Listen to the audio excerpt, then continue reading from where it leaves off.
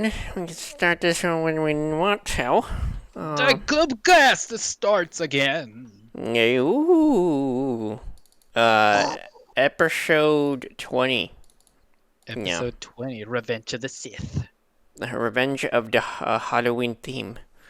Oh, that's true. Yeah, so today's topic is is horror games. The good and the bad, how they've been handling it. Good, the bad, the ugly. Mm-hmm. Good Mm-hmm. movie. What do we got here? Ooh.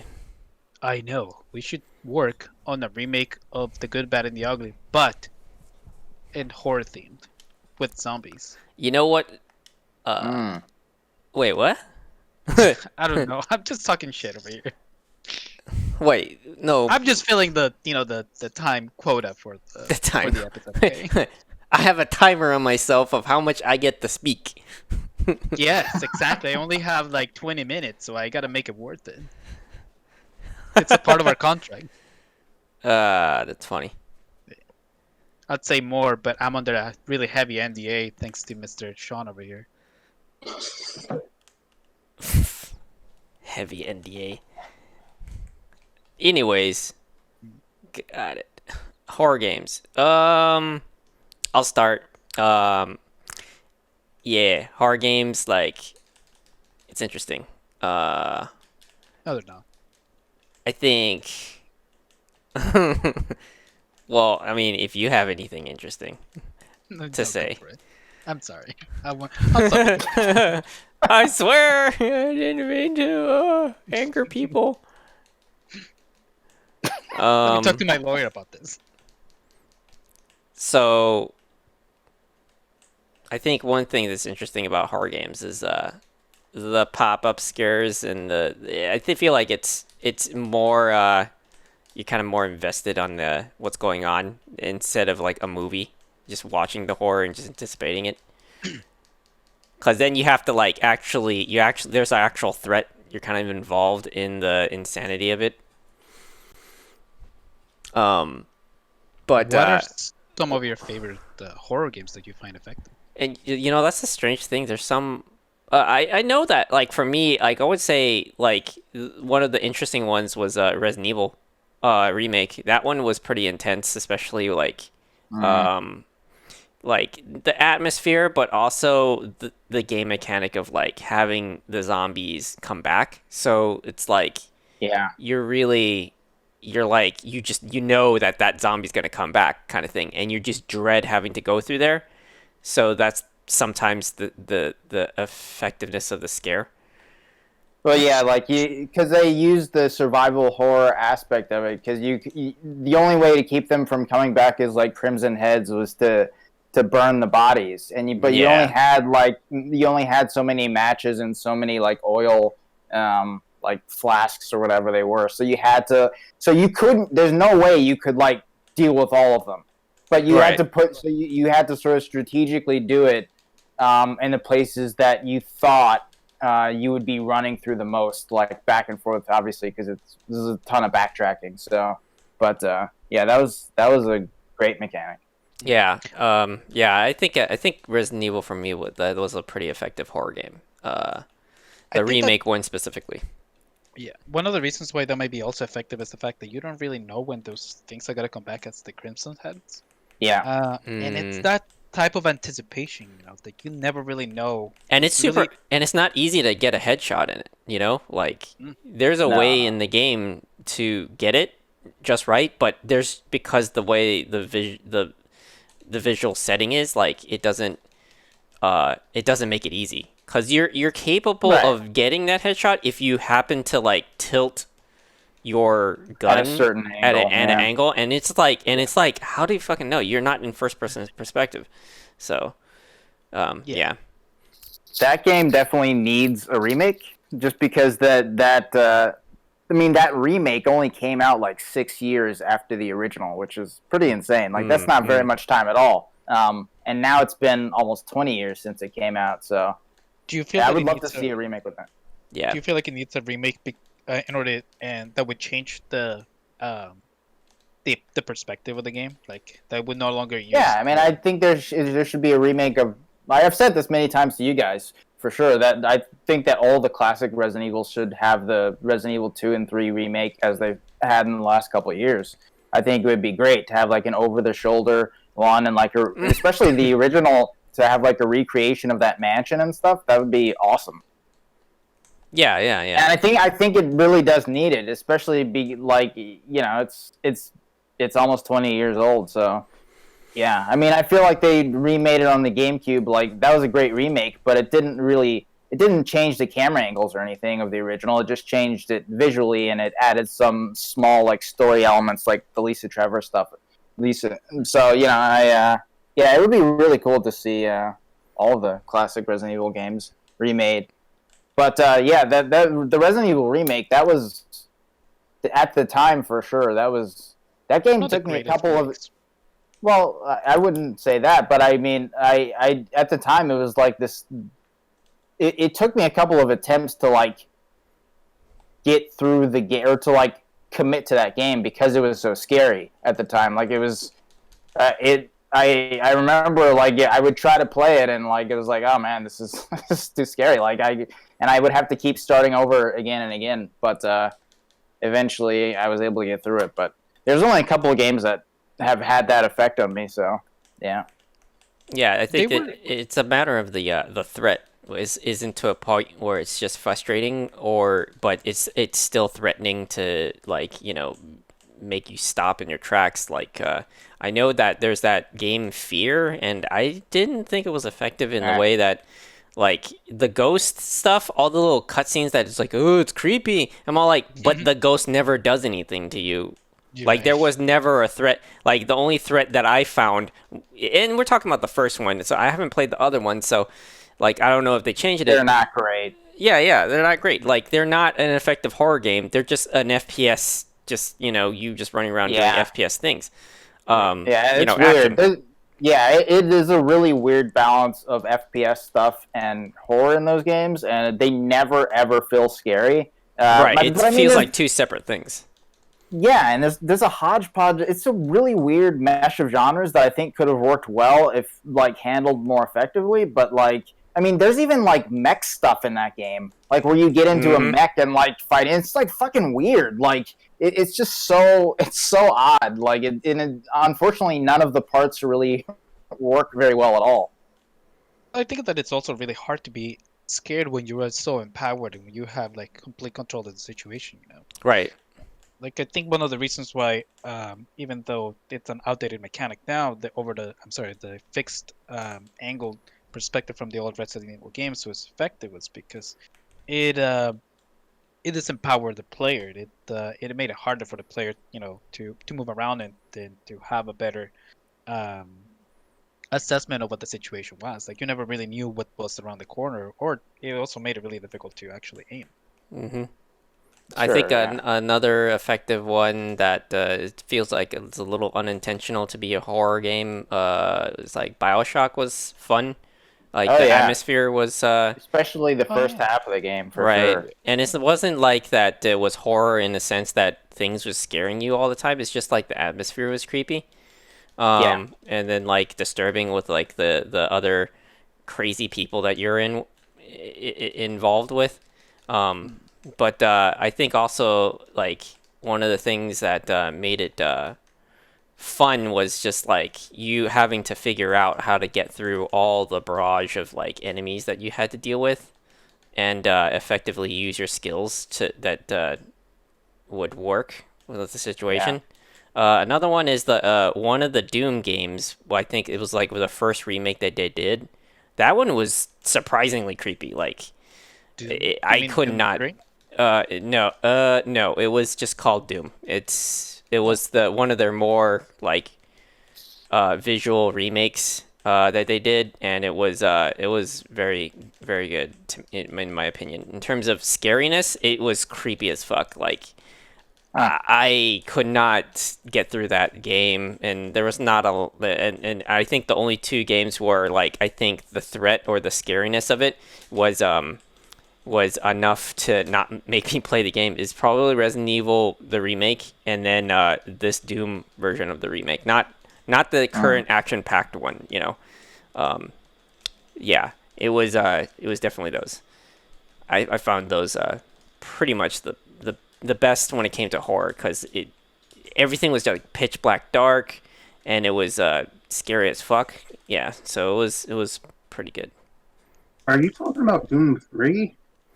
It might have been Doom 3. Do you That's remember I what was system confused you about. played it on? I was playing it on the PC. It was I'm guessing pretty old. I'm guessing that Doom you're talking 3 about came out in 2004. Mhm. Yeah, and it Maybe only it's- came out on the PC, and then it was later ported to the Xbox. The original Okay, one. yeah. I think that is Doom 3 then. I think it is. I definitely Yeah, agree with yeah, you, Sean. because Doom 3 was the first reboot of the Doom series, so that's probably the one you're talking about. Right. And it pushed a lot of people to really upgrade their systems then, because they were saying, this is so big, can't run it on your PC now, but you can get like the latest graphics card, and I swear you can run it better. It's like, okay. That's interesting that a Doom game was creepy. Like, how did it play? Did it play like Doom normally plays? Like, where it's super fast and twitchy? It's sort I of super played it- fast and twitchy. I mean, it's not like the current Doom as you play it now. Definitely not. Sure, but it's always kind of been, even from the original, it's always sort of felt like you're kind of on roller skates, like... Yeah, like It moving plays and- lower than that, for it's sure. definitely Well, I- slower. Advanced for its time, but it also looked pretty crude in some aspects. So it meant that some of the demons that you would run into would look unsettling, like the damn spiders. They would usually Right. pop into dark areas, so you have to switch between your flashlight and your guns. Yeah, the big so Huh. the thing that was That's made it interesting. extremely creepy was the fact that you couldn't have your flashlight on at the same time. It seems like a stupid thing, but it worked because you had to choose between can you see them in the Sure. dark, and then can you shoot them? So you're like Right. constantly you're just and like the dialogue with all the little like the things they're having. It gave vibes like Event Horizon. That fucking movie is always fucking disturbing because it had like yeah. this thing where like the fucking space the people in space or whoever they are part of the ship are fucking going insane, and they're doing like, and you could hear them in the other rooms that you never can find them, kind of thing. Huh. And the sound quality, like here's the thing that I think makes horror games super good is sound quality. If you don't got good Oh, yeah. sound quality, it's gonna be 100%. garbage, And Doom 3 was the most effective when it came to just like the terrifying idea that somebody could be in the next room, but you don't know if you're actually going to ever go in that room. Hearing the fucking insane things that you're hearing, and again, like you could say that I'd say Dead Space mastered that, like 100%. But for me, it was like Doom 3 was the one that first did it, like effectively. First, and then Dead Space just like they just not upped it. They like knew what they were doing, and they just upped it to a whole new degree. So, and again, and there you go. Dead Space is definitely up there in terms of like the best horror games I've played. That's Funny that's because- definitely mine for sure.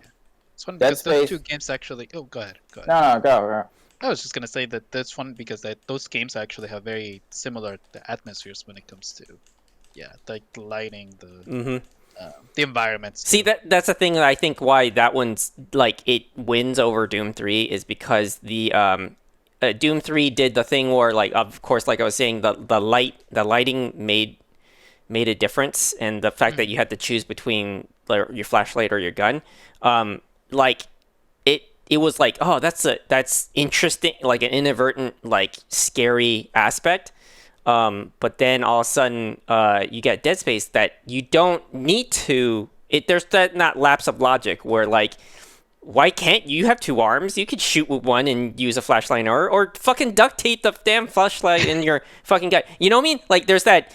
that moment of disbelief where you're just like, okay, I know this is a cool mechanic, but seriously, guy, Sure. Yeah. you're in a zombie situation. You need to get your shit together. Like There's why? no duct tape in the future. Yeah, right. It's just I don't understand the. It was right after the duct tape wars. So it was the cars in the universe. You didn't read the lore. Come on, man. The demons took all the duct tape. You'd That's be, what was the big allure to it. enough people to actually complain about the fact that you couldn't hold your flashlight at the same time the same time as shooting. That for the ports they actually quote unquote fixed that problem. So Interesting. yeah, I wonder when you play if them- how much that Probably changed. made it less scary, I would imagine. Exactly. Yeah. yeah, it's definitely less scary, but at the same time, it's a lot easier to play. Yeah. Sure. I don't know, man. That's a hard sell for me. I think then it would be like you would have to add a mechanic where the flashlight could die. You know what I mean? You use it Yeah. too Right. much. See, that makes more sense. See, and that was my biggest deal, I think, when it came to Doom 3, was that as much as I think that this is helping making it scary, it was also just like the lapse of logic, It's just like you could have done it better and it made more sense. You're in the goddamn future. Why can't you do these things? And but at the same time, the difficulty versus versus threat, right? Like if they're not threatening, then you're never gonna get scared, right?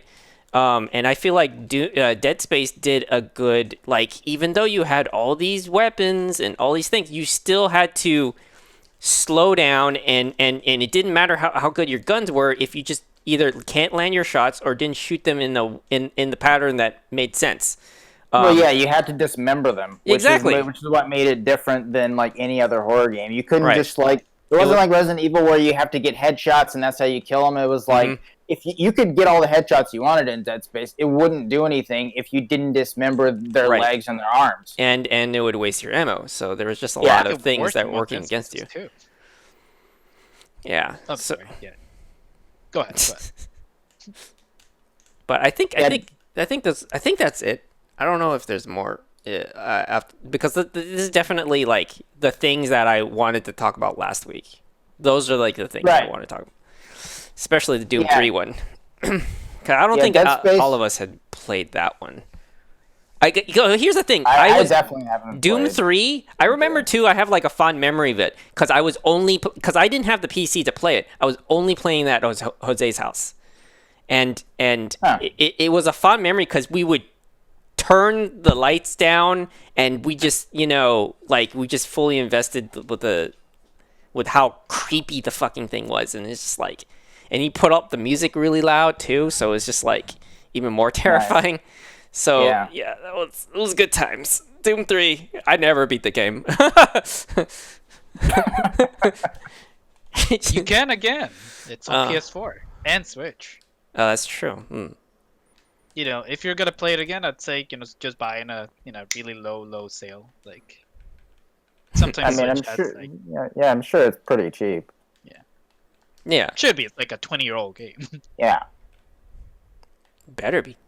Yeah. I mean, it was Better an be ambitious title at the time. Like it had pretty ambitious visuals, especially for the time. But even nowadays, they still look a step above. Yeah, at the I think- time it was really, really up there. Yeah. I mean, it came out at the same time as what was it? It's contemporary, probably the Half-Life 2, which is another one of Yeah. those. Yeah. It was during the original Xbox. Yeah. Mm-hmm. Yeah, because I remember it got ported, and they had to do a lot of concessions in order to actually port it to that console. I think that's another place I was trying to play it at, but I still didn't go through the game. Interesting. Yeah, and speaking of like all the things we were talking about, like Dead Space and Event Horizon, and like games that would just like it took us like it was tough to get through at first. like we already talked about Resident Evil, the Resident Evil remake. That was definitely the only two games that like it's ever been like that, where it's just like it's hard. It like I really have to acclimate to like the level of terror I'm like experiencing is Resident Evil remake and then Dead Space. Like Dead Space for me is like this still the scariest game I've ever played. From The like first one or the second one? the first one. Although I am going to talk about the second one too because that's I do love that game, but for different reasons. The first Dead Space is just I mean I've talked to you guys many times about how I've played the game through like I don't know 5 or 6 times because you have to. I platinumed that game and you have to play it through like on every different difficulty, but each difficulty doesn't unlock until you beat it on the previous difficulty. It's annoying, but the point I'm making is that even when I knew the enemy placements and everything, I knew where all the enemies going to come from. I knew how to like the best ways to conserve my ammos and how to like deal with each creature. It was still terrifying. Like I just remember like my palms were always sweaty. Like I was always sweaty after I finished every session of that game because it was so fucking scary. And we were talking about like the sound design and like the way before like when you first get to the Ishimura. Okay, so let's just start at the beginning because like the whole this game is a masterclass in horror for a lot of different reasons, and the cool thing is that you get there and it's sort of the typical thing where you get there, you're actually an engineer. You're not a soldier or anything. Isaac Clarke, the main character of the game, he's an engineer. So all the weapons he's using are engineer tools. Like the plasma cutter and stuff, that's used for like construction of like space stations and stuff. So you get there with your crew and like I think it starts with like you received a distress call from the Ishimura, which is where the game takes place. It's the ship where the game takes place, and like you're looking for your girlfriend who sent a message, and she and her crew have been presumed dead. And so you get there, and at first it looks abandoned, but then obviously there turns out there's these things called the necromorphs, who are these like alien things, and it gets into whole things like we were talking about Event Horizon, which is it's definitely inspired by for sure, and like sort of Isaac's kind of it almost like there's an insanity angle to it as well, because like there's this marker which they were drilling into, and then it basically set loose these necromorphs. But I mean, everything from the sound design, which is crazy, the places they took the sound from, like from the BART, like so in the Bay Area we have this thing called BART. It's the train system, the subway system, and there's a very distinct sound that everybody who's ever taken BART knows when you're riding the train, when you're going through the tunnels, and they implemented that sound into the game, and I didn't even realize it until I looked at like behind the scenes stuff. Yeah, the sound design before even any necromorphs show up, like you're getting jump scares, but like quality jump scares, like legit jump scares, where it's like, oh shit, what was that? And it's just the sound of the ship creaking or a fan turning on or something like that. And that's like the first hour of the game before you even like fight any necromorphs or anything. And then we were talking about lighting before and sort of the way that works. And when you do start fighting the necromorphs, like usually what will happen is like, or a lot of times what will happen is like, you'll see a necromorph or it'll pop out of a vent or something, and then the ship starts like sort of self-quarantining, where it's like, okay, there's a biological threat here, and it locks you in, and you have to fight the necromorphs in that section. But also the lighting changes. It goes from like clear to like flashing lights, and like it goes to like sometimes a red tint, and so it just makes it even more scary. But yeah, that game is very, very special, and it really did like it kind of ruined in terms of me. It completely desensitized my fear response in horror games. Like I still very occasionally get scared by horror games, but that game really sort of I sort of learned how to barrel through fear in horror games by playing that game so much. Like, because in the beginning, your first response is you're scared, you're hearing weird sounds, and then the necromorphs show up, and it's like, your first response is like, okay, I don't have a lot of ammo. Let me slow down, and that's the worst thing you can do, at least for me. Like when you slow down in the game, it makes it take longer to get through sections, and that just exacerbates the fear, and it just sort of stacks. The fear starts stacking, and so it makes it. That's sort of the reason why it took me so many attempts to even really acclimate to that game, is because it just, the fear does stack, and so I just learned to like just run through sections, and I don't mean like run through and pass enemies. I mean like just run, and when an enemy shows up, fight the enemy, but keep running when there's no enemies around, and that actually is a principle that I've taken over to every other horror game I've played since, and it helps with it. It just breaks through the fear for some reason for me, and so that game, yeah, it did totally ruin that. It did desensitize me completely to horror games. And then you have something like, go ahead. No, go ahead. I was just gonna make a spit joke, saying that like these damn video games ruining, fear for you, helping you conquer your fears and survive. Well, exactly. That's the whole. I mean, that's what you have to do in the game, right? Like, I mean, obviously, if you're too scared to play it, you're not going to play it. But speaking of, you were talking about Dead Space 2 before. Like, speaking of that game is a great sequel. But I've always compared it to the Resident Evil, whereas Dead Space is sort of akin to the first Resident Evil remake, whereas Dead Space 2 is more like Resident Evil 4, where it's more of an action thrill ride with some scares here and there. Although when the scares do come in Dead Space 2, they're pretty profound. Like the best part, I think, like Dead Space 2, the movement and the combat is excellent, much improved from the first one. But there are scares to be had for sure. I think one of the best definitely the best horror section in that game, but I think one of the best horror sections in any horror game, hands down, is like, I think it's like in chapter 10 or something, like halfway through the game, where you go back to the Ishimura.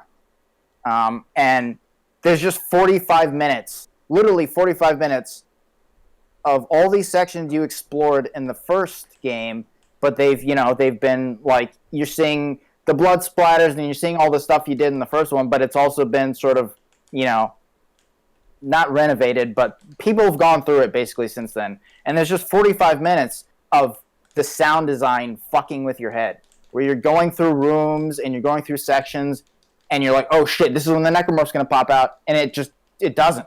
There's nothing. It's just totally the environment like fucking with your head and the sound design, and it's just 45 minutes of no combat, and it's really scary because you have that anticipation. You already have that notion because of the rest of the game. Like, okay, I'm going to turn a corner and there's going to be a necromorph. It's going to attack me. That's part of the game, but it totally subverts your expectations. And then at the end of that 45-minute marker, you come to this giant corridor, or this giant like open section, and it's just totally like you can only see maybe like 10 feet in front of you, and you're walking through, and it's just totally silent.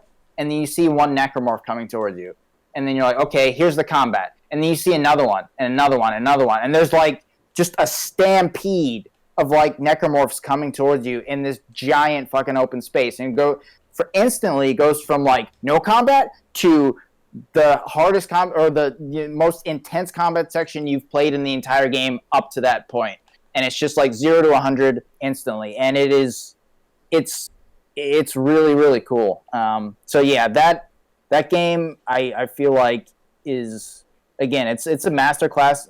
Both those games are a masterclass in terms of game design, but the first one is definitely a masterclass in terms of horror, and it's a shame we haven't gotten a remastered of either one of those games. And obviously Dead Space 3 was a failure, and I guess in all ways, really, like critically and commercially, which is why they didn't continue with the series. But yeah, that it in terms of scares and in terms of just keeping you constantly in fear, I don't think it really gets scarier or more well executed than the first Dead Space. Yeah, those games definitely need a remake. I was recently playing the second one on my PC, and it still holds itself pretty effective when it comes to just how it presents itself. Yeah. It's a very good combination of both, like both game design and like all the environmental storytelling. Right. What happened to Dead Space 3? Like it all of a sudden went from like a horror game to like a pure action game. I mean, it's that and the fact that that's when the games as service stuff started really sort of rearing its ugly head in the industry, where it started becoming more prominent. It was also littered with like microtransactions, and you could like buy better weapons, which I never did. I've never done that stuff, but like it's so they really, I mean, obviously they really forced in the okay, we want this to be as replayable as possible, but not for good reasons. Like it's worth replaying, just for like, oh, let's just shove in co-op, so you can play with another person, which obviously instantly destroys a lot of the fear that would have been there, because the other games, like you're alone. Even like there's not even a lot of cutscenes in the other games. It's like you're playing, you're in the game like all the time. Even when there are cutscenes, especially in the original Dead Space, the cutscenes are in game. Like I think there's only one like actual cutscene in that game that's pre-rendered. So it really makes it so that you are in the game and you're alone all the time. So just that alone sort of took away some of the fear for Dead Space 3. But then obviously the quality of the game is terrible. It's very bad. It almost it has Really? a comical level, a number of elevators as well. Like it's Oh, yeah. almost like That was funny. Even And even yeah. even the ladders are yeah. Honestly, the scariest part of the game was having to do just another one of those repelling portions. Yeah, that was another one. Yeah, like the rappelling in the elevators, it was just like, it was literally like the way they designed it was like you would go through a level and you would get to an elevator, and like no joke, there were so many times where you get to an elevator, it takes like 30 seconds to go up, you climb out of it, and you instantly go right into another elevator, and it's just like, what the fuck is this? Like what were they thinking? And yeah, the rappelling missions are also, or not the missions, but the sections are they're very odd. They're very popcorn movie-esque, where shit's exploding and you have to like shoot stuff as you're doing it, and you're like rappelling up and down, which doesn't even make sense, like why you would rappel up. But like that game is a mess with, there's a few cool things, like the way that, like, if you're playing with another person, like they will see different things. Like it goes back to that like insanity thing that Dead Space sort of plays with, where like, it starts messing with your head, where you're going through with a person, and you'll be like, oh well, yeah, you see that over there? You see that like pile of like toys over there, or the pile of like rocks or rubble? And they're like, no, I see a pile of bodies. What are you talking about? And it's like, what? And then you look at the other person's screen, and it's like, oh yeah, we're seeing different things. I remember like we did a game night for that one. We actually did a game night for Dead Space 2 as well. But we did a game night for Resident Evil, or Dead Space 3, and it was we were all like, oh man, this fucking sucks. But like, it's fun because we were playing with friends and stuff. But like, I remember that was the one thing where it was like, holy shit, like, because we were literally using two TVs back to back, so half the room was like on one side of the room watching one screen. Pretty cool setup we had going on there. Yeah. So we got to see real time, like, of other people's screens, and That was definitely Right. something that we all wanted more of, and figured that it was gonna, like, you were gonna have situations where you might have to fight each other to some degree, or like how far would they take it? Right. Was a good question that never was answered really. Yeah, that's definitely one of those things where it's like it would have been great if the whole game had been built around that mechanic rather than it just Hmm. being like an extra sort of, oh, sort of more of a novelty thing where it's like, oh, this is a cool section, when's this going to happen again, and it rarely happens. um Yeah, but yeah, which is sad. yeah, Missed opportunity. oh yeah, for sure. It was, but yeah, that was definitely the best part of that. And it was, yeah, it was just, it was really, that was the reason to play that game, was to do that. But like, that's not a good reason to play a horror game. Like, oh yeah, Mm. like that's not like that's, and this sort of, sort of touching on like the handling of horror games and how they've just been. I feel like, in recent years, there's been a couple of good ones. Um, I like we were sort of saying before or last week with like horror movies, like, horror is really hard to get right, like in anything, whether it's movies or TV or games. It's hard to get right, and very people can do it well. So when it is done well, it's like you remember it because it's very special and it's very rare that it's done well. And Dead Space was one of those franchises until you got to Dead Space 3. And now, today, like, you see a full spectrum of horror games.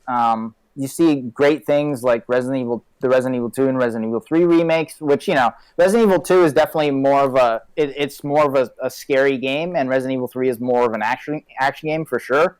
But like, there's the quality there for sure, like across both games. Whereas you have other things, you have so many different types of horror games these days, whether it's something like Resident Evil or something like The Evil Within, where it's like, okay, you can shoot the enemies, you can fight them. That's the point. Like, you're going through and you're fighting this thing, you're fighting these zombies or these monsters or whatever. And then you have the other side of the spectrum where you have things like Outlast, where like you don't have any weapons, you don't, all you do is run in that game. And that game's fine. Like, the first one is fine. The second one is pretty bad. But I understand why people like Outlast. Like, I get it. Like, it's fun enough. But for me, it's not really what I want out of horror. Like, I don't like the idea of just 7 hours of just running.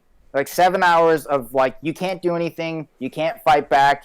You all like it's playing. We were talking about lighting before, and it does play with that too, where there's so many like dark areas and stuff, and you're a journalist in the game, and so you have your camera, and the whole mechanic is like, okay, your batteries run out, and you have to collect batteries as you're running through the environments. And so, like, if your battery goes out in a dark area, then like you're using the night vision a lot. So if it goes out and there's an enemy around you, you can't see them, and it sort of plays with that. But there's been a lot of horror games in that fashion since Outlast, where it's just like, okay, you're just running, or you're just helpless in the whole game, whether it's like Blair Witch or whatever. Like, it's, I don't know. I definitely get it. I get why people like it, and it's definitely a sort of a stream worthy game. But in terms of all, I feel like even though like you're more helpless and it should feel scarier, it doesn't. Like, it doesn't feel as scary as something even like Dead Space or Resident Evil, where like, even though you're fighting back and you have all these weapons, even if you have like limited ammo, you still, it still feels scarier than something like Outlast does, which is sort of odd, because that's like the whole point, is that like, okay, you feel helpless and you're fighting these guys who are they're way overpowered, and you there's nothing you can do, and you're a journalist, you're not a cop or anything, or a soldier or anything. So it's, yeah, it just but for some reason, it just, at least for me, it really, it was never really that scary. So yeah, I don't know. The horror genre is, there's such a huge spectrum of where you can go with those games. Yeah, I think games like that are designed where they just want to err on less on making it action packed and just more on tension, that feeling of tension for the player. Because there are some horror games that will not necessarily are psychological, but they do want to play on the helplessness of the player character, since I guess some designers might feel that horror games are going to be the opposite of a game power fantasy. And I hate saying that, but generally when you play an action game, you end up progressing, getting stronger, and then soon, like, small prizes become nothing. Although, again, horror games tend to be the inverse of that, because as you were describing with Dead Space, like, even if you get very powerful, a lot of the enemies still feel like threats if you don't kill them the right way. Right. And, well, I mean, just going back on that, horror wasn't necessarily action games. Like, it still has a wide range, and it always has. Like, I'm not familiar with a lot of the ZX Spectrum games, and I know that someone's going to chime in going like, oh, you should play this game called The Island or The Dinosaur Island. I never played that, but, you know, that's a topic for another time, I guess. My experience with horror, there are some games that I would say they were scary based on what kind of tech they were made on, and just what kind of response I would get just from 8-bit images just burning into my head. And we were talking about Resident Evil earlier. What a lot of people might know is that Resident Evil started off as a remake of this game that Capcom made for the Famicom called Sweet Home. Right. And Sweet Home was a movie license game that had a very close release with its movie. The movie is a different story from the game in terms of the conclusion, but it's basically the same. The premise is about this team of journalists who were investigating this mansion, and the mansion was owned by this famous painter who made a lot of frescoes, and they want to capture the frescoes. And that's why they came to the mansion. What they don't know is that the owner's wife and son died in a tragic accident, and the ghost of his wife is inhabiting the place. Like, her influence is like all over the house. And it's a JRPG in a sense, because it is going to have turn-based combat. A lot of the mechanics do feel very luck-based, though. And you have you can split your people up to maybe 3 teams. There's like 5 people. You can have up to 3 people in a party. And generally, they all have their own abilities and tasks. You have a healer. You have someone who has a camera. You have someone who has a vacuum. You have someone who has a lighter. And you have someone who has like the skeleton key who can just unlock any door. Now, if there's a concept of permadeath in the game. So it's a JRPG with permadeath. If you lose someone, you pretty much lose their ability just to like do whatever, but you can find items in the house that'll help you do things, like open doors or like vacuum and all that. But the idea is to keep everyone alive if you want to get the best possible ending. In the movie, some of those characters die, but it's a different kind of feeling between each one. Like, I felt like the final boss of the game was pretty damn scary. A lot of shit in that game is scary because you're looking around, you're making close examinations of things. There are things that will burn inside your head because of how the 8-bit color just feels so simple, but it like really sticks to you. Like, there are people who you can't talk. There's one character you talk to, he says nothing. But you have to examine him, and it'll go to this cutscene where you have a close-up of him, and he looks unsettling, but he doesn't necessarily look scary. But that's how you exchange dialogue to progress through the game. There's just all these little tiny elements. The sound is designed by Junko Tamiya. She worked on games like Bionic Commando on the NES. She has a tendency to have use these certain sounds, even if they're not horror games. They're pretty unsettling for the NES. Like if you play Commando or Bionic Commando or Gun.Smoke, those are examples of her work. Again, her name is Junko Tamiya. I think she worked on some Mega Man games too. You're hearing her there. I think she worked on Legendary Wings. But generally, her sounds that you hear for old school NES games, they stand out. And they will stick to your brain. It's the same deal with Sweet Home. There's even traps, so it's not just running into enemies. There are some times where you might have to dodge knives. You'll have to dodge chandeliers falling on you, and it's pretty detailed for a game made in 1989. Right. Like I cheesed through the game myself because I was playing on emulator, but let me tell you, it had this effect on me where even after I beat the game, and it was just me and my brother living at our place at the time, I was so rattled by that game. After I beat it, I slept with the TV turned on. And when I went to work the next day, I went to the bathroom. Someone went through the door. I jumped out of my skin. I'm like, no. It was like, God damn. And the final boss of the game is as detailed as she is in the movie. And the thing is, I want to make it perfectly clear, with horror games, zombies or anything possessed are scary, but you can fight them back with conventional means. Right. Ghosts, Right. Yeah. no. Even though there's ways to defeat ghosts in fiction, you don't have a proton pack. You don't have you don't have freaking spiritual charms or whatever kind of things are sensitive to ghosts. And Lord help you if a camera actually works against ghosts or a vacuum. But you see that stuff in fiction. You see vacuums work in Mickey Mouse and freaking Luigi's Mansion and shit. But it's like, good luck if you're pulling out your Hoover on a real ghost, because I don't know if that works. They probably just say that only works in the movies. But yeah, the image of that final boss really stuck in my head. I thought she was actually going to come out the screen. And when I even saw the movie afterwards, thinking that would make things better, the practical effects they use actually made it feel a bit more real. Like this was something you could see in real life. I'm like, oh shit, why did I do that? And movie's cheesy as hell, but some of the practical effects are actually okay. Ish.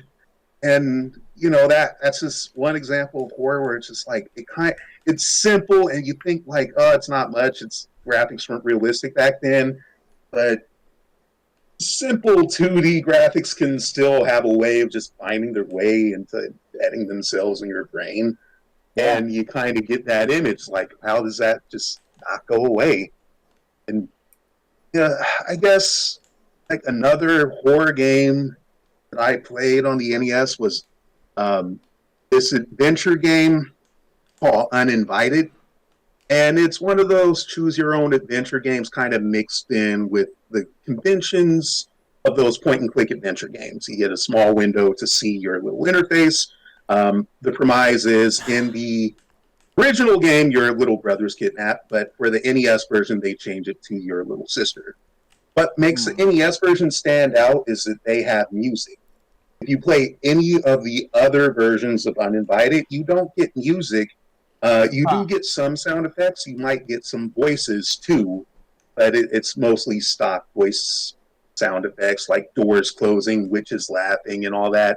But on the NES version, it kind of cranks the dial up a little bit more because the music is like they have little themes that play on different areas of the room. Some of them actually might sound like if you're in a chapel, you'll get something that sounds like church music. If you're going around the house, it kind of sounds foreboding, but not necessarily scary. Like you might have some themes that kind of feel like they're drumming up tension, but not something that has a completely horror theme. But there are some themes where shit goes down. Like the parts where you're about to get killed, that's where shit goes down. They'll drum up the theme, something sounds pretty nasty and horrible. And just like I said with Sweet Home, where you see some close-up of some things that could be unsettling, there's shit like that too, because they illustrate that for your death scenes. When you're going through this one section of the house, you're supposed to get a certain item, and when you get that item, this ghost comes out going like, "What are you doing? That's the master's pendant. Give it back." Now, you could interact with it a lot, but the point where you piss off the ghost and it attacks you, you'll get a close-up of the damn ghost face, and it'll tell you how the fucking ghost kills you. It's like it says it passes through you and you're covered with this ectoplasmic goo and it's all acidic and you start melting. It's like, oh shit. Like they don't show it, but they have no problems describing that. And there's a lot of things that can kill you crazy and uninvited. Just by reading the text alone, it's like, man, it's like there's a fucking classic ghost. Like if you don't have the right item and you try to go to this courtyard, you'll see the classic ghost. The classic ghost does not give you any fucking time to react, and it tears you apart. No matter what version of the game you're playing, it describes it in grisly detail, and you're like, man, if I were like, there's some games where we can kind of see like, and I wish this was real, or man, I wish I was in it. It doesn't necessarily matter what genre it is, but there are some horror games where I'm like, I don't want to spend 5 seconds as this character at all. Because man, that would just get me, it just put me off. That's very interesting that they describe the deaths, and that makes it scary. Because that's really, I don't think I've ever seen that in a game. Because I was talking about Dead Space, and like that game's like infamous for its like many different like death animations, and like you can be killed in so many different ways, and it's like super grisly and stuff. But like that's not scary. Like the rest of the game is scary, but like the death scenes are like, oh man, that's cool, or that's brutal, or like whatever. But this is not scary. That's an interesting concept that like, you know, the ghost passed through you or something, and then they just describe to you, and that because of the detail that they're describing it in, that makes it probably even more scary than it could ever be if you actually saw it. That's pretty interesting. Especially because it's your imagination filling in those holes, and nothing will be scarier than whatever you can imagine. Right. That's pretty cool. It's interesting when horror does that, right? Like, you know, the implication of something, it's actually in anticipation of something, it's actually scarier than the actual act of seeing it. Right. That's interesting. And I kind of want to jump back to Sweet Home for a bit. So, as you know, like, if all your characters died, that's game over. There's permadeath. I don't know if getting game over means you have to restart your game from scratch, honestly, because I never gotten to that point, and I always just cheesed it just by, like, save states and stuff to have a complete game. But I've seen one person's playthrough where they're near the end of the game, and most of their characters died by falling into quicksand. And they were just down to the last character. And usually, if you fall into quicksand, it waits till they get to the center just for them to die. If your last character falls into the quicksand, they just scream, "Help!" And then it just cuts to game over. Like the last person in the fucking house, no one else around to help them. It's like, when you think about that, it's like, yeah. But again, none of that exploration stuff happens in the movie. It's actually a bit shorter. They don't even go through the entire mansion. The movie still has its moments where it's like, yeah, that's still creepy, but at least they don't have to explore the entire mansion to get the resolution there. Right. Well, yeah, that's man, that sounds really interesting, because it's all about the psychological effect that it has on you. Like you said, like being the last person in the house, and like it's just like, well, no one can help you. You're dead. Like that's it. Yeah. Like something like that is like infinitely more scary than a monster. It's very, very interesting.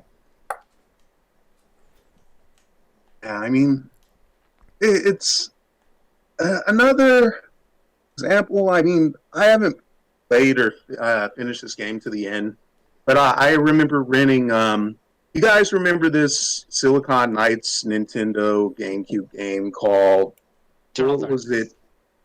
Damn, what was that game called? It's called Eternal Darkness. It had a sanity meter, and you had to play as these different perspectives in life. Like, Hello. was it? Yeah, I heard it. It's Eternal Darkness for There we GameCube. go, Eternal Darkness. Yeah, I Yeah. actually read it that one time, and I got to see how the sanity meter worked in action. And Yeah. it doesn't seem like when you're going through the hub area of the mansion, there's not a lot of threats to deal with.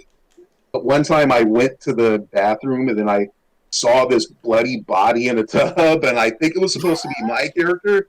And they were going like, "Oh, this can't be Right. happening." I had to turn off the game for just like a moment. I actually did enjoy playing through it because it plays more like an action game than a horror game. Yeah. That's funny. I was just gonna mention that game as one of my favorite horror experiences in video gaming. You can still describe your experiences. Yeah, Not no, like no, I I said was just everything there is well, about it. that game is interesting because it's less, a survival horror game like a la Resident Evil, and more of a psychological horror game. Yeah. Like you experience, like there is that small, really quick cutscene of your character in a bathtub full of blood, just dead, uh, that's a dead body right there. Um, I remember that a game like played a lot around a lot with your, um, with just fucking with the player in general. Hmm. The centimeter, if you like, if you started depleting at first, it started having like subtle effects, like just tilting the camera a little bit or just making it all skewed. Um, Other times it would, as you progress, it would make like parts of your body just fall off until you died, and you just like snap out of it. It's like, oh, okay, I guess uh, that was just an illusion. Hmm. Another time, I'm just like playing through it, and it gives me a blue screen of death. I'm like, what? What's going on? It's again just like play fucking with you. Right. That game was very ambitious too. Yeah. Yeah, it like featured like um, it featured a storyline that actually takes place over many centuries. Your main character goes back. The main story, remember, that being as the main character going back to the house of, I think, her dead uncle or her dead grandpa, and going through all her books trying to figure out what happened to him. And as she reads through like all the books that the grandpa has on the story of his family, and she finds out that there's all these people who have fought against like the same, you know, um, like Lovecraftian gods trying to take over the world, or trying to take over the Hmm. universe, and like all the people that she reads about that you play as a character, like a Roman soldier, or I think one of them was a monk in a cathedral back in the First World War. Like they all end up having tragic endings. Hmm. Like they either die or they go insane, and that's very Lovecraftian. That's like that's a lot um, like the kind of things that nowadays are pretty vogue, thanks to um, thanks to Bloodborne. Hmm. Yeah. I remember one thing that I really liked about the game too is that it was one of the first few games that actually required you to play several times, and in order to like get the full story. Like you had like this trinity of gods. Like they were just simply represented by red, green, and blue, and they all were strong against each other. So if you played it 3 times, for every single playthrough, you would always choose a deity, one of those gods that was always on your side. So by the end of the entire thing, all those 3 gods would end up taking over the universe. But when the 3 gods like fight in parallel universes, they all end up annihilating each other. Hmm. So yeah, you'd have like this grand finale where like all the evil in the world is completely gone, except for the one purple god that ends up in the end. That's, I guess, supposed to be your little bit of a teaser for your for a sequel that never happened. Right. Huh. Interesting. That's fun. I think my other most favorite, the only other one experience as far as horror games go that is recent that actually made me scared was one that's not exactly even a game and that's not exactly even a very good game to begin with, and that's PT. Oh yeah, yeah, yeah. It was very scary. Yeah, it's such a simple concept too. It's you're basically just in a haunted hall and you just Right, go through it like over and over and over. and it's changing like constantly. Yeah, the game is just so masterful, just putting you in that just very specific atmosphere and just like the experience is so controlled that everywhere you look there's a small moment where you can be scared. There's a small Yeah. moment of like anticipation where you didn't know that scare was going to be there. Oh yeah. Like, Have any yeah. of you guys ever had a dream where you were in the house from PT? God. Luckily, Oh, that's no. a Jesus. horrible dream. Yeah. That is. I was in the basement. Oh man. That game is so fucking scary. And the way that Lisa, the ghost, is portrayed, it's just And it's it's just so a demo. horrible. It's not even the real game. Yeah, it stands for playable teaser. It's not even a game. But I hear that all the time, like on podcasts. Like people cite that as like one of the best horror games of all time, even though it's not a game, just because it was like so well done. Like, and it's just, I mean, it's this very short experience, but yeah, it's very very unsettling for sure. And then when they revealed, obviously, that it was going to be Silent Hill's a Silent Hill game, that makes complete sense. And it's a shame. It's a shame we never saw that, because like that's one of those games where it's like we were talking about like some games being, or at least like the horror being amplified because of just the times, the technology, whether it's the camera angles or whatever. But like that's sort of one of those things that Silent Hill was as well, where like because of the draw distance and problems with the draw distance, like they put fog everywhere, but that made it more scary, right? And like if you made it in modern day times, it would be like, well, would it be as scary? Like, would they keep the fog, or would they take the fog away because they don't have those same draw distance issues, and it would be less scary? So then, when we found out that PT was going to be Silent Hill, it was like, oh man, like, how are they going to do this? Like, and then you play the game, and it's like, or you play PT, and it was like, oh man, I can't wait to play the full game, like, because it's like, if this teaser is this, like, can they really like recapture this, what they did here, and like, spread it over an entire game? Like, it would just been a reinvention of that entire series. It's a shame that never was able to come to light. I think that some of the things that made that experience really work too, but also it's just its shortness. Yeah. From what a lot of from what I hear, games like Alien Isolation are too long, and you just Yeah, can't. it is. Yeah. Yeah, I heard that you just can't keep up that level of of stress, because it doesn't become scary. It just becomes stressful and annoying. Well, I mean, yeah, that game's like 14 hours or 16, something like that, and like it's the first 4 hours are great, like, but that's before the alien even shows up, where you're just dealing with the ambience of the ship, and like, it's again like a lot of great sound design and light design, and it's just totally empty, and you see a few androids and stuff, but it's not until the alien shows up where it's like, okay, you as the player playing it for the first time are like, okay, this is when it's going to get really scary. And certainly when the xenomorph, like, for the first time you see it like uncurl out of a fucking vent, you're like, oh fuck, like this is terrifying. But you soon realize that they made the xenomorph so stupidly powerful that it just becomes annoying. And then like the whole mechanic is like, okay, you see the xenomorph, you can't really fight it most of the time, unless you have like a flamethrower that'll like get it away from you. But like usually it's like, okay, you see the xenomorph, you fucking run and you like hide in a locker and make sure that the xenomorph doesn't see you hide in the locker, because then it will just rip you out of the locker. The problem is that the xenomorph is not only overpowered, but it breaks the rules of the game. where it's like, okay, I was definitely in this locker and in this room long before the xenomorph saw me come in. It's like way back there, and you're waiting in the locker, and it still tears you out of the locker. Like, and it happens again and again and again in situations like that where it just breaks the rule of its game. Like, they over-designed it to the point where it was just like, this thing is unbeatable in every way. I can't outsmart it. I can't shoot it. I can't even hide from it. Like, there's just nothing you can do.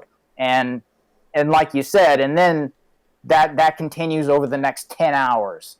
So it's just like, it's just becomes very... And it's also one of those games where it's like, okay, this is definitely where it's ending, and they keep faking you out. Where it's like, okay, this is the end of the game. This is where you fight. This is where you fight the xenomorph in one final stand, and you finally take it out and you blow it out into space. And then, but no, it comes back, and then it happens again, and it's another like, okay, this is where you burn it. Oh no, it comes back, and it like just keeps doing that again and again and again for like the next 12 hours of the game, and it's just it really is just so irritating to go through. What's funny is that I feel that game was a victim of us gamers as an audience, because we always expect, a lot of hours of gameplay. Or there used to be this big debate of like having, a game actually lasting a lot of hours for us. It's still there. That debate is still very much alive. I don't agree at all that like, oh yeah, like more hours equals a better game. That's like stupid. That doesn't make any sense. But yeah, I mean that could have been part of it. I'm sure that was part of it for some people, for sure. I mean, especially because that's a game that's still developed under DICE, which is made by EA, right? No, that wasn't EA. That was I don't think that was DICE either. That was produced by or published by Sega. I don't remember who developed it. Okay, well that throws that out of the window, but still, yeah, like you said, it's just too long, and I think that's why a lot of the other horror genres tend to be a lot shorter. Yeah, it was developed by Creative Assembly and published by Sega. That's cool. Like the horror, like the Resident Evil games. Most of those games are like, your first playthrough is not gonna take any more than 7 to 8 hours. That's not true. I mean, like the first one, and I think 2 and 3 are shorter. But even those games weren't short. Like 3 was definitely, there's a lot of filler in there. Like we're talking about the original games. Like there's a lot of filler there, and that's sort of why it's the weakest one. But it is pretty long, and then the original one is long as well, and Code Veronica is long as well. It's just that like the quality is there. Like, and there's enough sustainability where it's like, okay, not only am I scared, but it's like what you were saying, where it's like it's not all stressful, right? You're getting respites, you're getting save rooms where you're safe. You're also dealing with the conspiracy of the whole thing, right? Where it's like you're compelled to keep going because of the story, because of like these things that are happening with Umbrella and all these conspiratorial things, and you're meeting all these weird, shady characters, and you're dealing with like these different, the T virus and the G virus and all the makings of all these things. So I feel like it's not, those games are pretty long, but it's just are that they pretty long? I disagree. Yeah, they are. Have you played the classic Resident Evil games? Yeah, I played the classic Resident. I played the remake. I played, Resident Evil 2. That's one of my favorite horror games for sure. I didn't want to mention it because, everybody knows. Well, like I said, 2 is one of the shorter ones, but like 0, remake, Code Veronica, 3, those were all at least 15-hour games. And you know what? They're Actually, like you're 2 mentioning games. The ones... Yeah, And they're on all, top of like, that, except for the original 2 and 3, they're all like 2-disc games. Interesting. Actually, you're mentioning the ones, the Resident Evil games I didn't play, so there's that. Yeah. But you can, when it comes to, say, for example, Resident Evil 2, which I guess is one of the shortest ones, like, some of the trophies or some of the achievements are, finishing the game in like 1 or 2 hours. Yeah. well, that's because those games had speed runs. Yeah, There were speed runs in those in the classic Resident Evil 1, 2, and even 3. Like those had speed runs. Like that was a thing for people to do with the game. How fast and efficient you could play through the game. But then right, and that's what the remakes replicated. That's why you can run through them in like 2 hours, or even like an hour for Resident Evil 3 because they're replicating those original speedruns. Yeah, like and you eight- can go through them that fast, but the first time you go through them, it's never going to be that fast. yeah, You're finding out where you're everything finding is. where everything is, yeah, and you're Yeah. reading all the documents too. You're probably Right. doing several saves over and over and over, and there's more to the game than just doing those speed runs. It's I'm not saying that's the only way to play, but yeah, that's one of the ways. And I think Code Veronica and Resident Evil Zero didn't have that type of gameplay. No. Yeah, those are much longer games. There was a lot of more character switching, you know? Like there was more to the Yeah. like they tried adding like other gameplay it's when they were getting more actiony, to be honest.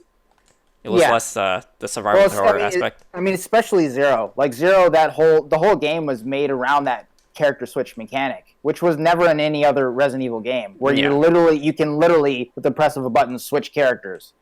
Yeah. And that was part of like the puzzle solving. It's like, okay, one person is on like one side of the door being attacked by zombies, the other person's on the other side. How do you get to that other person and help them before they die? And you're like switching between one character and like fighting the zombies and then switching. But if you switch too long, like the other person, like it's not like it pauses. The other person's being attacked by zombies, so you have to like time it. And that they implemented that into like navigating the environments and solving the puzzles. It was interesting. It was definitely I do think that game is underrated, but yeah, it was definitely it was an interesting mechanic. But I do understand why they didn't bring it back into any of the other games. It's funny because they did bring it back the whole, hey, you're gonna be with a partner, like later on down the line in Resident Evil games. Yeah, but you played as those characters. Yeah, that was a two different people playing. There was a two-player aspect to it. Like with Zero, it was only one player, but you were switching between each character. Yeah. Yeah. Oh, I remember. I had it back in GameCube. Both actually, I didn't really play the original Resident Evil, but definitely played the remake and that was a great way to enter that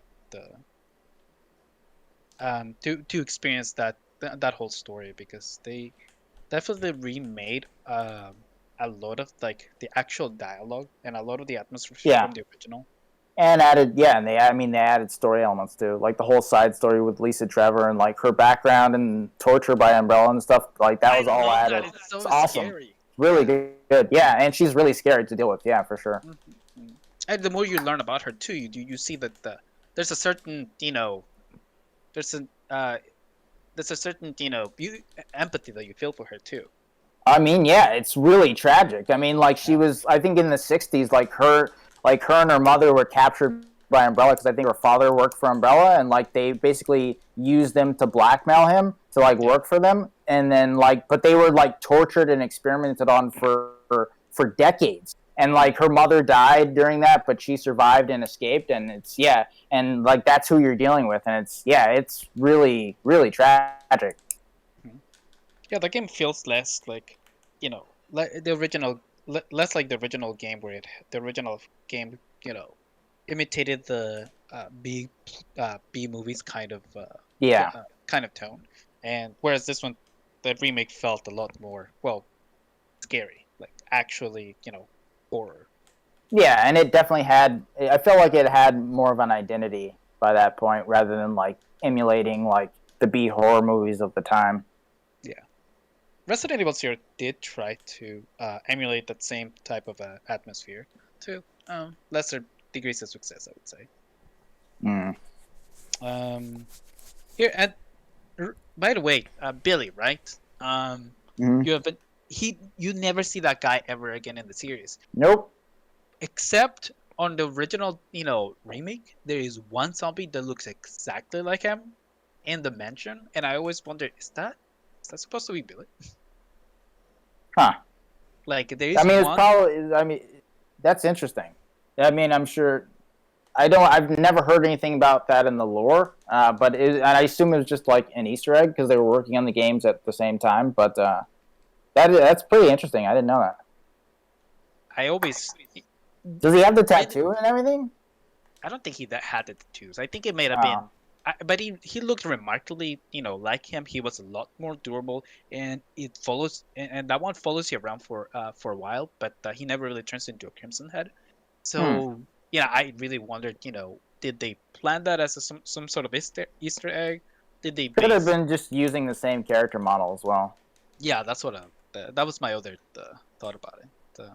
I like to think it of my canon, of my head canon, that's actually what ended up happening to Billy. He just ended up perishing in the mansion, even after all the events of Resident Evil Zero. Yeah. I do love the way that Resident Evil Zero ends with like them parting, like Rebecca and Billy like parting, and like Billy going off, and like Rebecca in the distance just seeing the mansion, and it just ends like that. Like that's such a cool thing because like we at that point we already know what's gonna happen, and like how Rebecca meets Chris and all that stuff, and it's just like that just final shot of the foreboding mansion and all the things she's about to go through. It's like that's really cool way to end the game. Except it doesn't make sense for Rebecca to be so fragile in the actual remake Yeah, I know, after right? having gone through all of that. Yeah, It's like, what? A zombie? I've never seen one like before. yeah. Um, okay, one last thing I wanted to say about the PT was the fact that what really made it for me was the thing that pissed off a lot of people was the puzzles in that game. Mm. Because they never really felt like puzzles. Like they didn't really have. Yeah, there's a lot of just guesswork, like sort of that Yeah. classic adventure game bullshit where it's like, oh yeah, well, how do you open the door? Well, you got to use the banana and the crab claw. It's like this doesn't make any sense. Like no Let's- one could get through this without a fucking guide. But see, I disagree. It doesn't follow the same pattern as like the adventure games.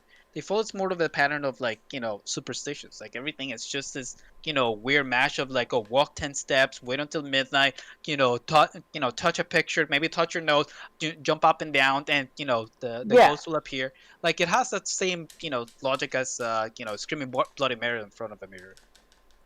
Right. There's no logic at all to it. It's just like it's kind of like a superstition thing. It's Yeah. but unfortunately, I mean that worked well because of the internet, because the community just worked together. Like, okay, well, what do you do here? Okay, well, how do you do this? Like, how can we piece this together? And that's Yeah. that's how you were able to solve it so fast. But like, if you're just playing it by yourself and you're not dealing with anyone else, those puzzles are like ridiculous. Like you said, they're not Like- really puzzles. Like Yeah. it's just enigmatic, like just like I don't know, Rituals. just Like yeah, they're really just things that you do to summon a ghost. Like, and that's Right. actually what I think made it effective. The fact that at some points it didn't feel like a game, but like it felt like experience that you had to kind of experience as you go.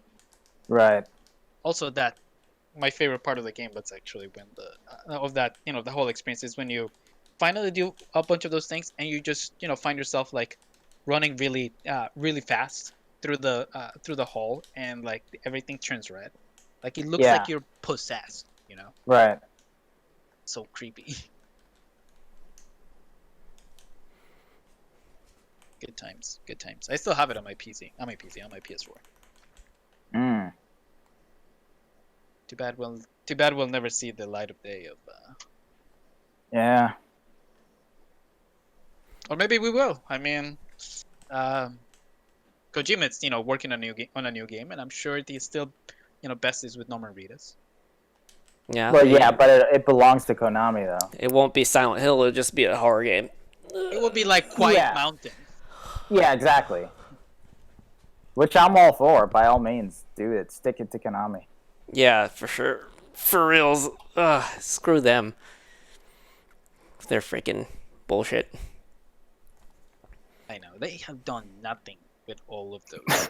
Yeah, With all of those good sucks. properties, with Yeah. Metal Gear, with Contra, with with Silent Hills. Castlevania. Yeah, there's so many great IP. They are just totally imprisoned.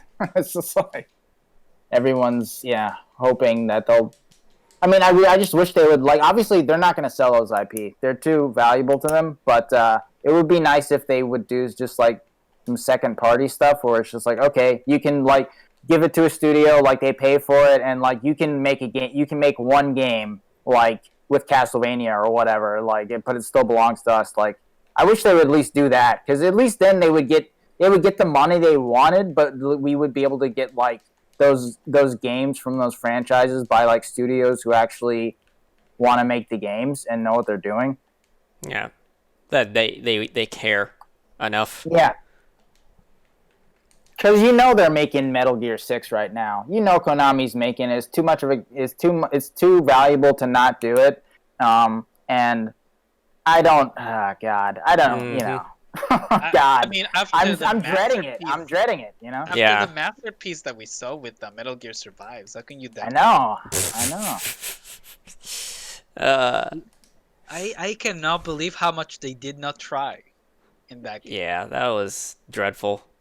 Yeah. I don't want to. I don't want to be the guy that had to lead that whole thing, because it must have been a fucking nightmare for him. Like be all like fuck, they just want money, and then like I just gotta deliver it, and then like and then like having such of that effect of the previous game kind of like weigh on top of you, like people are expecting great things or a big giant pile of shit, which it became. Right. So yeah. either he's gonna blow us out of the water, or just leave us with a bad taste in our mouth. So And I can't imagine a Metal Gear game working without Kojima, because so much of those games were part of his idiosyncrasies, like the attention to detail to every single system. Yeah. Like nobody wants to take it on. Take Yeah. on the mammoth of detail he puts into it. Mammoth of himself in there. I still have hours and hours of tapes about all the wars and all the political intrigue in Metal Gear Solid 5 that I will never listen to. Yeah. I wish I'd been able to listen to it, but whenever you're playing that game and you're trying to listen to it at the same time, it's kind of hard to actually figure out what's being said when you're trying to sneak in in the mission. Right. I mean, I guess that depends on the person. Audio log. I like audio logs is the same as like if I'm listening to some sort of book on audio type of thing. For me, whenever I had any of those, it's just like play it in the background, get little tidbits. I don't have to like fully like listen to every single thing that they're talking about, but get enough of it that kind of get the background lore. I definitely think audio logs is like the best kind of like explanation for lore stuff, especially if you're trying to you're really trying to tell your audience like what are we dealing with, like what is this world. I think when you get documents that you have to read through, it better be like visually interesting, or just not text, just basically not just text. It needs to be something that has interesting content in there, sure, but if it was treated more like you getting like how current Resident Evil does it, is that you get the paper and you get to visually see it, and like how that was written and stuff like that, like adds to kind of the atmosphere. But then you can have the text separate, like you can then read the proper text. But I think it's like it needs to have character, because I don't like it when they just fucking TLDR you with shit that doesn't matter. It needs to be like I need to know what's going on with this guy that's dead or something, or this girl is dead. Because it definitely adds to the creepiness. I mean, a lot of people. Explain it for you. What? Just have Vatividia explain it for you later. I mean, a lot of people complain about like audio logs, you know, like, oh, well, I mean, this doesn't make sense what I say. I mean, do notes like make more sense? Like, I mean, I get it. Like, why would someone like record their whole life and like, you know, their stuff on these things and leave them behind? But I don't. It's a fucking game. Like, I want to know the lore and like, Yeah, I want to know the background. what's the most engaging way to experience that lore, and it's audio logs. Like, I mean, we were talking about BioShock a little bit before, and that game I feel like is probably the best example of audio logs in any game. And again, I think I talked about this in a previous episode, but I platinumed that game, and getting all the way that those audio logs are distributed throughout the game is stupid. There's like you walk in a room and there's like 4 of them just piled on top of each other, and it doesn't make any sense. But like if you don't listen to those audio, like it's a whole nother story. Like if you don't listen to those audio logs, you're missing like such a huge important chunk of that game, like learning about Andrew Ryan and the inner workings of his mind, learning about his subjects and his like his minions and the way that the little sisters are made and like why the big daddies work the way they do, and like and then you're getting these like these sort of more anecdotal, like, you know, just random citizens in Rapture as it's falling and like all these things. You're just getting like this huge massive story that if you miss it, like it's like I feel like that's one of those games where it's just like the audio you have to listen to the audio logs. Like if you don't listen to them, then and you say you've played BioShock, like I feel like you haven't really played it. Like most games where you like even in Resident Evil and stuff, like you can skip over the notes and you'll definitely miss stuff, but the audio logs I feel like are integral. They are an integral mechanic in BioShock that like you have to really experience. Even if it's just like, okay, I played through the game, I didn't listen to the audio logs, but I went on YouTube and just listened to all the audio logs there. Like just do that. Like honestly, just do that, because you will get so much more out of that game and see all these different angles that you didn't even realize were there because of the audio logs and the environmental storytelling that's there. Like it's really crucial, I feel like. And I feel like, yeah, I mean, I don't know that any other games have really done it better than with audio logs better than BioShock or even BioShock Infinite. I would say Dead Space, because a lot of those, audio logs, just play in real time too. Yeah, they play. Yeah, Dead Space is a good one. In fact, I would say that Dead Space 3, even though a shitty game, actually had some of the most interesting lore, which wasn't enough to save the game at all. But yeah, the lore was really interesting. In fact, I really liked a lot of the environmental design that at the very end, when they're in like they're still in that snow planet, but you end up finding out the ruins of an old civilization that try to stop the planet from turning into the necromorph planet that that destroys the galaxy. It invoked a lot of that kind of it invoked a lot of like the H.P. Lovecraft type of cosmic horror. Mm.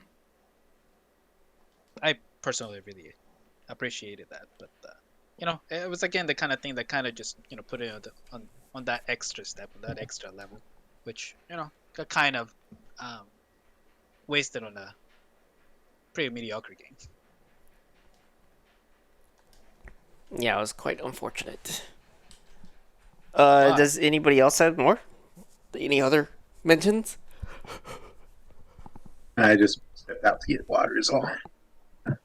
All right. Well, we'll end it here. Yeah.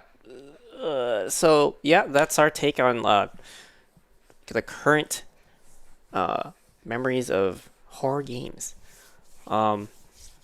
Future, bring more horror outside of politics. A merry-go-round from Mario 64 scared me, and I was afraid of Italian music forever. Talent. Oh my god. That would be so funny if somebody mentioned like a non-horror game that wasn't ever meant to be a horror game. They usually do. I see that kind of creepypasta stuff all the Actually, you know time. what? Nobody played that. Nobody mentioned anything. I don't think. I guess nobody played it. Was what was it called? Freddy Night Five something. Nights at Nights at Freddy's. Freddy. Yes, I've never We played have it. met it. I never played it. I've watched plenty of Let's Plays of it. It's a good Let's Play game. Like that's what it's for. Okay. Interesting. Yeah, I've never played it, but I know the whole thing was inspired by, or a lot of those games that have taken a lot of cues from the famous Amnesia, the Dark Descent. mm, Did Yeah. anybody ever play that one? They're Mm. very different. Yeah, they're a lot different than those games, though. Like the Five Nights at Freddy's is literally it's just about like timing because you're in a control room and like you have to like to sort of ward off the fucking dead people in suits or the not dead people but the ghosts who possess the fucking suits of the animatronic creatures. Like to ward them off, you either have to close the door in time or you have to turn on lights, and it's a timing thing where it's like, okay, you have to survive until 6 a.m. And like you have to.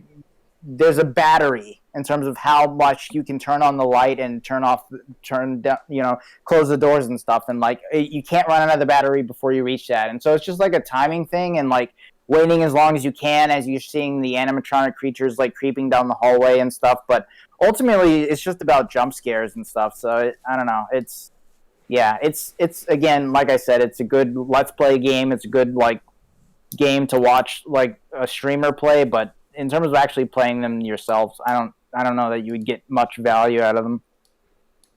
Even as a party game, like I don't think it would be very good. all right. I'll keep that in mind. I'll watch some videos on it. Yeah, I haven't watched anything on that stuff. But all right. I mean, yep.